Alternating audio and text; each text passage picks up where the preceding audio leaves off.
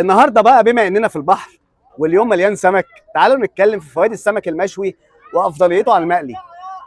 في حته كده طبيه شويه، احنا كنا بنتكلم دايما في الاحماض الدهنيه غير مشبعه والاحماض الدهنيه المشبعه. الاحماض الدهنيه غير مشبعه افضل بكتير للصحه من الاحماض الدهنيه المشبعه.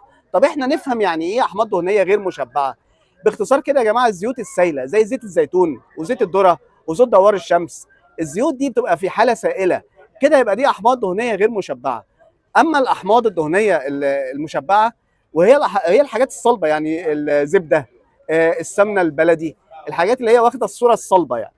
طيب هل ما نستعملش خالص الاحماض الدهنيه المشبعه زي الزبده البلدي والسمنه البلدي؟ لا، نستعملها بس بكميه معتدله، لان لو استعملناها بشكل مفرط اكيد ده هيزود مشاكل وامراض القلب والجلطات، ربنا يعافينا جميعا ان شاء الله.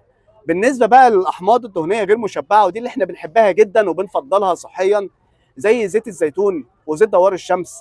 الحاجات دي يا جماعه مفيده جدا للصحه العامه وصحه القلب، وبتمنع حدوث الجلطات، زائد ان هي مليانه اوميجا 3، واحنا كلنا فاهمين دلوقتي يعني ايه اوميجا 3. بالنسبه بقى لفكره ان احنا نستعمل السمك المقلي، اكيد مش هيبقى افضل من فكره المشوي. المشوي احسن بكتير. المفترض ان احنا بنستعمل المشوي عشان نبعد عن فكره ان احنا نقلي ونستعمل احماض دهنيه في صوره متسخن عليها. يعني ايه؟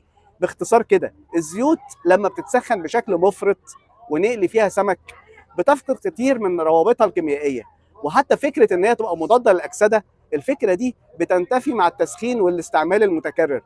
فيفضل لو انا هفاضل ما بين ده وده، اكيد هميل لفكره ان احنا نستعمل اكتر السمك المشوي بعيد عن استعمال الزيوت دي اكيد. لذلك بقى لما نيجي نفكر في المقارنه بين المقلي والمشوي، اكيد المشوي يكسب. ربنا يمتعكم جميعا بالصحه والعافيه. قولوا لي بقى اخر مره اكلتوا سمك مشوي امتى؟ وتابعوني على صفحتي دكتور محمد حسنين، استشاري التغذيه العلاجيه. اتفضل.